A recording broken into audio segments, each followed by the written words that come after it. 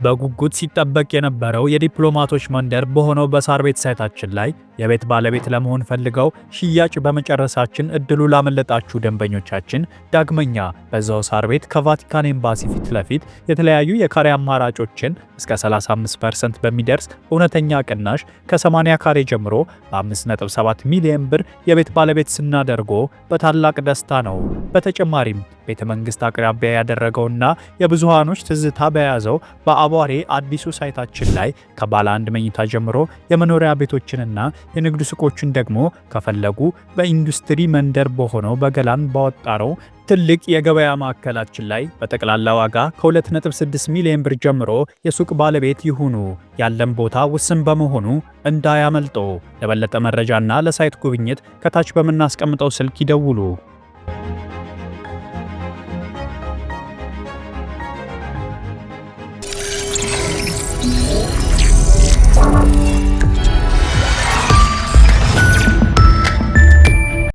ይህ አዋዜ ነው። የዕለቱን ዋና ዋና ጉዳዮች እንመለከታለን። በላይ በቀለ ነኝ። ከኢራን ባለስልጣናት የሚሰነዘር ዛቻና ማስጠንቀቂያም ዛሬም ሲሰማ ውሏል። ምሽግ የገቡት የኢራን ጠቅላይ መሪ አያቶላህ አሊ ካማኒ ዛሬ ድምፅ ያሰሙ ሲሆን አሜሪካም ጥቃት ከሰነዘረች ቀጠናዊ ጦርነት እንደሚነሳም አስጠንቅቀዋል።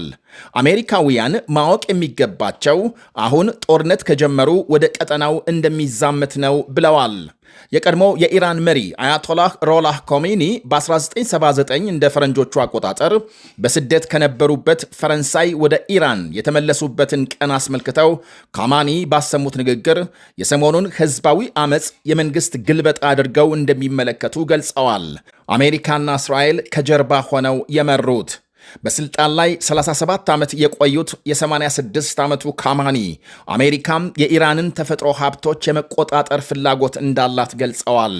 የጥላቻቸው ዋነኛ ምክንያትም ይሄው ነው። ስለ ሰብአዊ መብት የሚያወሩት ባዶ ንግግር ሲሆን እውነተኛ ፍላጎታቸው ነዳጅና የተፈጥሮ ጋዛችንን መቆጣጠር ነው ሲሉ ከሰዋል። ሌሎች የቴሄራን ባለስልጣናት ደግሞ ከአሜሪካ ጋር ለመደራደር የሚያስችል የግንኙነት መስመር መከፈቱን ሲገልጹ ፕሬዝዳንት ትራምፕም የኢራን መሪዎች የኒኩሌር ጦር መሳሪያ ፕሮግራማቸውን ለማቆም ከስምምነት መድረስ እንደሚገባቸው አመልክተዋል።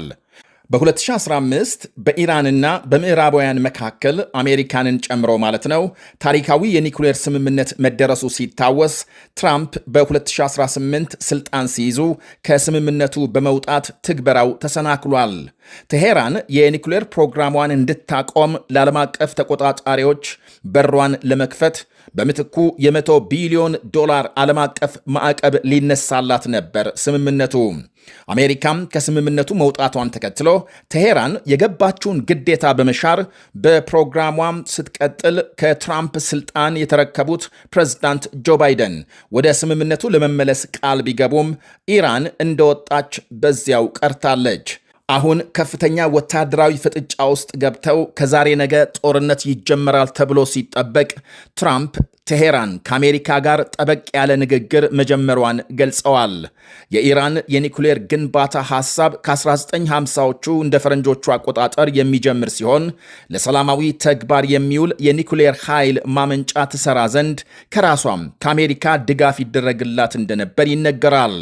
ሆኖም የኒኩሌር ፕሮግራሙ በ1979 ከተካሄደው የኢራን አብዮት በኋላ መልኩን ቀይሮ ለኒኩሌር ጦር መሳሪያ የሚውል ዩራኒየም በዓለም አቀፍ ሕግ ከሚፈቀደው መጠን ባለፈ ስልጣን የያዘው የአሁኑ መንግስት በድብቅ ማመንጨት በመጀመሩ የሀገራት ትኩረትን መሳቡ አልቀረም። ዓለም አቀፉ የአቶሚክ ኃይል ኤጀንሲ የቴሄራንን የኒኩሌር እንቅስቃሴ ለመቆጣጠር ጣልቃ ለመግባት የተገደደውም ከዚያ በኋላ እንደሆነ ይወሳል።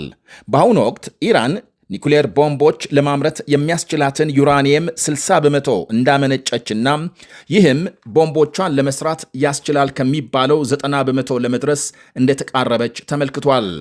ተንታኞች ቴሄራን ለአንድ የኒኩሌር ቦምብ መስሪያ የሚሆን ዩራኒየም በሳምንት ጊዜ ማዘጋጀት እንደምትችል ያስጠነቅቃሉ። ዓለም አቀፉ የአቶሚክ ኤጀንሲም በቅርቡ በተፈጸመ ወታደራዊ ጥቃትና በውስጥ አለመረጋጋት ሳቢያ የኢራን ዩራኒየም አቅም ያለበትን ደረጃም ለማረጋገጥ አዳጋች እንደሆነበት ገልጧል። በኢራን ያለው የውስጥ አለመረጋጋት የኒውክሌር ፕሮግራሙ ቁጥጥር ባለቤት እንዲያጣና ዩራኒየም የማበልጸግ ሥራም እንዲጣደፍ ወይም የኒውክሌር ቁሳቁሶች እንዲሰረቁ ያደርጋል በማለት በርካታ ወገኖች ያስጠነቅቃሉ።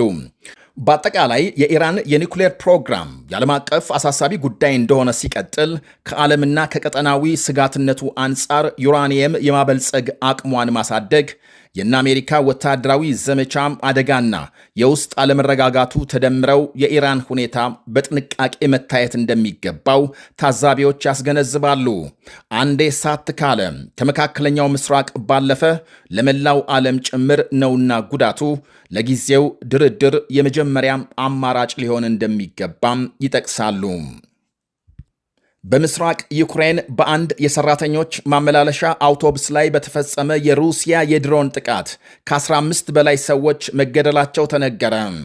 ማምሻውን በተፈጸመ በዚህ ጥቃት ከተገደሉት ሌላም ከ10 የሚልቁ መቁሰላቸውን ዘገቦች አመልክተዋል። በጥቃቱ የተገደሉና የቆሰሉት በሙሉ ዲቴክ የተባለ ታዋቂ የኃይል ማመንጫ ኩባንያ ሰራተኞች ሳይሆኑ እንዳልቀረ ተገምቷል። ኩባንያውም ቢሆን አውቶቡሱ የተቋሙን ሰራተኞች ከስራም ወደ ቤት በማጓጓዝ ላይ እንደነበርና ሆን ተብሎ ኢላማ መደረጉን ሲገልጽ፣ ይህም የጥቃቱ ሰለባዎች የኩባንያው ሰራተኞች ሳይሆኑ አይቀርም የሚለውን የፖሊስ ግምት ያረጋገጠ ሆኗል። ከዚህ ቀደም ሲል ዛፖሬዥያ በተባለች ከተማ በአንድ የወሊድ ሆስፒታል በተፈጸመ የድሮን ጥቃት 2 ሴቶችን ጨምሮ 6 ሰዎች ክፉኛ መቁሰላቸውን የዩክሬን ባለሥልጣናት ገልጸዋል። ይህም የሩሲያ ጥቃት ንጹሐንን ኢላማ ያደረገ ስለመሆኑ ማሳያ ነው ብለዋል። ሩሲያም ባለፈው ወር የዩክሬን የኃይል ማመንጫ ተቋማትን ኢላማ ያደረጉ ሰፊ ጥቃቶች መፈጸሟንና በዚህም ሚሊዮኖች ኤሌክትሪክ እንዲያጡ ተደርገው ለአደገኛ የክረምት ቅዝቃዜ መጋለጣቸውን ባለሥልጣናቱ አክለዋል። ሞስኮ በተለይ ሰሞኑን የአሜሪካና አውሮፓ ትኩረት ወደ ኢራን የመዞሩን አጋጣሚ በመጠቀም በዩክሬን ላይ የምታደርሰውን ድብደባም አጠናክራ መቀጠሏን ዘገቦች አመልክተዋል። የዛሬው ጥቃት ፕሬዝዳንት ትራምፕ የሩሲያ መሪ ቭላዲሚር ፑቲን የዩክሬን ትላልቅ ከተሞችን ላለመምታት መስማማታቸውን ከገለጹ በኋላም የተፈጸመ ነው ተብሏል። እስራኤል ዓለም አቀፉን ድንበር የለሽ የሐኪሞች ቡድን ከጋዛ ልታግድ መሆኑ ተነገረ። ተቋሙ በጋዛ የሚያካሄደውን እንቅስቃሴ እስራኤል ለመከልከል የተነሳችው በዚያ ያሉ የሰራተኞቹን ዝርዝር ለመስጠት ፈቃደኛ ባለመሆኑ ነው ብሏል የእስራኤል መንግሥት። ቡድኑ ፍልስጤማውያንና ዓለም አቀፍ ሰራተኞቹን ዝርዝር አሳልፎ እንደማይሰጥ አርብ ዕለት ማስታወቁን ተከትሎ ነው የእስራኤል ባለሥልጣናት ከእገዳው ውሳኔ የደረሱት ተብሏል። ቡድኑ ፈቃደኛ ላለመሆኑ የሰጠው ምክንያት ለሰራተኞቹ የደህንነት ዋስትና ማግኘት ባለመቻሉ እንደሆነ አመልክቷል። እናም እስራኤል ቡድኑን ከጋዛ ተልዕኮ ለማገድ ከውሳኔ ደርሳለች ብሏል የሀገሪቱ የዲያስፖራ ጉዳዮች ሚኒስቴር። ጥቂት የተቋሙ ሰራተኞች ከሐማስና ከእስላሚክ ጅሃድ ቡድኖች ጋር ግንኙነት እንዳላቸው አክሏል። የእስራኤል መንግሥት 37 መንግሥታዊ ያልሆኑ ዓለም አቀፍ ኩባንያዎች በጋዛ የሚሰማሩ ሰራተኞቻቸውን ዝርዝር ሰነድ እንዲያቀርቡ ትዕዛዝ ቢሰጥም እምቢታን በመምረጣቸው ፈቃዳቸውን እንደሚሰርዝ ከዚህ ቀደም መግለጹ ይታወቃል። የአሁኑ ድንበር የለሽ የሐኪሞች ቡድን በ60 ቀናት ውስጥ ከጋዛ ጠቅሎ እንዲወጣ ጊዜ ገደብ የተቀመጠ ሲሆን እርምጃውን ብሪታንያም፣ ፈረንሳይና ካናዳን ጨምሮ 10 የሚደርሱ ሀገሮች ማውገዛቸው ተሰምቷል። የድርጅቱ ሥራ ማቆም በጋዛ የእርዳታ እንቅስቃሴ ላይ ትልቅ ተጽዕኖ ያሳድራል ብለዋል። ድንበር የለሽ የሐኪሞች ቡድን 20 በመቶ የጋዛ ሆስፒታሎችን አልጋ ማቅረቡንና በ20 የጤና ማዕከላት አገልግሎት እየሰጠ መሆኑን ይገልጻል። ባለፈው የፈረንጆች ዓመት ከ800 ሺህ በላይ የሕክምና ምክሮች ሲሰጥ ከ10 ሺህ የሚልቁ ሕፃናትን እንዳዋለደ ተነግሯል። በጋዛ ጦርነት 2000 የሚጠጉ የጤና አገልግሎት ሰራተኞች መገደላቸው ሲነገር ከነዚህ ውስጥ 15ቱ የድንበር የለሽ የሐኪሞች ቡድን አባላት ናቸው ተብሏል። ታዋቂዋም የናይጄሪያ ወጣት ዘፋኝ ፋናኒያ ንዋንጌኔ በእባብ ተነድፋ መሞቷ ተነገረ። የ26 ዓመቷ ድምፃዊ ሞት በናይጄሪያ ትልቅ ድንጋጤ መፍጠሩ ተመልክቷል። ዘፋኟም ከ5 ዓመት በፊት በናይጄሪያ ታዋቂ የድምፃውያን ውድድር መሳተፏን ተከትሎ ዝነኛ እየሆነች መሄዷን ዘገቦች አመልክተዋል። ታዳጊዋ አርቲስት በመኖሪያ አፓርትመንቷ በእንቅልፍ ላይ ያለች በመርዘኛ እባብ ከተነደፈች በኋላ ሆስፒታል ብትወሰድም ልትተርፍ እንዳልቻለች ተነግሯል። ኋላ ላይ መኖሪያ ቤቷ ሲፈተሽ 2 እባቦች መገኘታቸውን ዘገቦች አመልክተዋል። መጀመሪያም አቅራቢያዋ ወዳለ ጤና ጣቢያ ብትወሰድም የእባብ መርዝ ማርከሻ መድኃኒት የሌላቸው በመሆኑ ወደ ሌላ ሆስፒታል እንድትሄድ ቢደረግም ተመሳሳይ ችግር ማጋጠሙን ጓደኞቿ ተናግረዋል። ከሚፈለጉት 2 አንቲ ቬነም መድኃኒቶች አንዱ ሲገኝ ሌላውን ፍለጋ ጓደኞቿ ሲዞሩ ውለው ሆስፒታል ሲመለሱ የ26 ዓመቷ ዘፋኝ ሕይወቷ አልፏል። አርቲስቷም በዚህ ዓመት መጨረሻ የመጀመሪያ የሙዚቃ ኮንሰርቷን የማቅረብ ዕቅድ ነበራት ተብሏል። ከመድኃኒቱ መጥፋት ጋር ተያይዞ በጤና ተቋማትና አገልግሎት ላይ ጥያቄ የተነሳ ሲሆን በሀገሪቱ አብዛኞቹ በእባብ የሚነደፉ ሰዎች በገጠር የሚኖሩ ከመሆናቸው አንጻር የአርቲስቷ በዋና ከተማ በእባብ ተነድፋ መሞቷ በርካቶችን አስደንግጧል። የዓለም ጤና ድርጅት በሞቃታማ ሀገራት በእባብ የመነደፍ የጤና ችግር ትኩረት አላገኘም በማለት ሲያሳስብ በአፍሪካም በየዓመቱ እስከ 600,000 ገደማ ሕዝብ በእባብ እንደሚነደፍና አስፈላጊው የሕክምና ትኩረት እንዳልተሰጠው ገልጧል። ይህ አዋዜ ነው።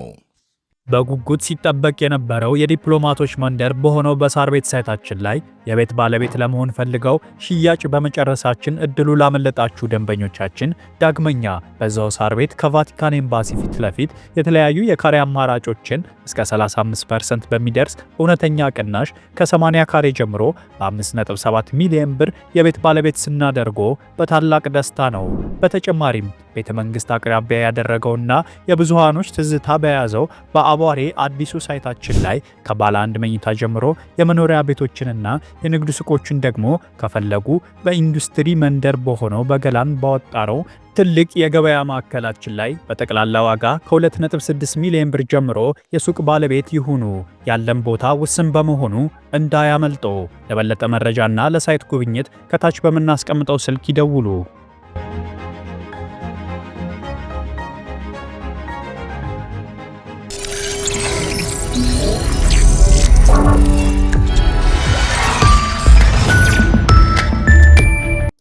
ምርትና አገልግሎቷን በአዋዜ ላይ ያስተዋውቁ። ለጥራች እንታመናለን። በስልክ ቁጥሮቻችን ይደውሉልን። አዋዜ ዓለምነህ ዋሴ ዜና